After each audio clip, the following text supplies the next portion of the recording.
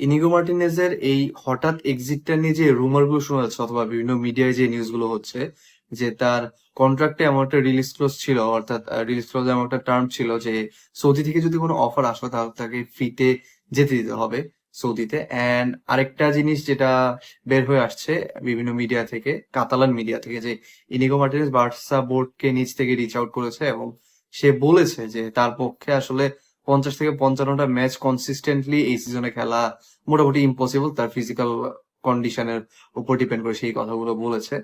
কিন্তু ব্যাপারটা হচ্ছে যে হঠাৎ করে এই জিনিসগুলো হয়ে যাওয়া আসলে ফ্যান্সদের কাছে হজম হচ্ছে না। মানে ব্যাপারগুলো একটু ঘোলাটে লাগছে যে he was quite good, I mean he was amongst the best centre backs for Barcelona in the previous season and we were already counting on him this season as well.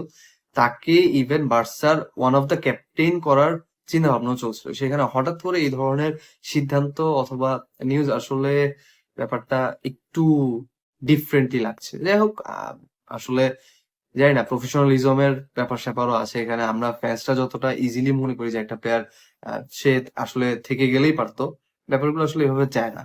So that's it.